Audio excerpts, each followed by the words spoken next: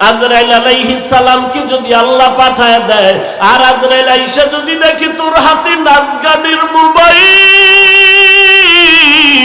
তুই বসে বসে নাচ দেখতেছো, গান শুনতেছো, আজান হইতেছে, তোর গানের আওয়াজ বন্ধ হয় না, তোর নাটক বন্ধ হয় না, কত মেয়ের চরিত্রের উপরে আঘাত করতেছো, কত মানুষের জীবনটাকে দুনিয়ার থেকে বরবাদ করে দিয়েছো।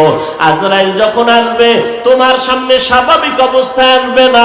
আল্লাহর নবী বলেন, এই গুনাহগার নাফরমানের সামনে আজরাইল এমন বিকট আকৃতি ধারণ করবে, মাথা আসমানে, পা জমিনে, এক হাত মাশরিক আর এক হাত মাগরিবে, চোখগুলো নীল নদের মতো বড় বড়, দেখিয়া ওর কলিজা উল্টায় যাবে, পাগলের মতো হয়ে যাবে। ও মা বলিয়াও ডাকতে পারবে না, আব্বু বলে ডাকতে পারবে না। আজরাইল আইসা রুহুটা যখন ধরার জন্য শরীরের উপরে কদম রাখবে, রুহুটা শরীরের জোড়ায় জোড়ায় জোড়ায় জোড়ায় পালাইতে থাকবে, বের হইতে চাইবে না। চরমনের জমিনে ঘুমন্ত সৈয়দ ইসহাক রাহমাতুল্লাহ আলাইহি বলতেন, লাঠির আগায় আলকাতরা মাখিয়া তুলার মধ্যে বাড়ি দিলে তুলাগুলো যেমন লাঠির মধ্যে চলে আসে, ওরে গুনাহগার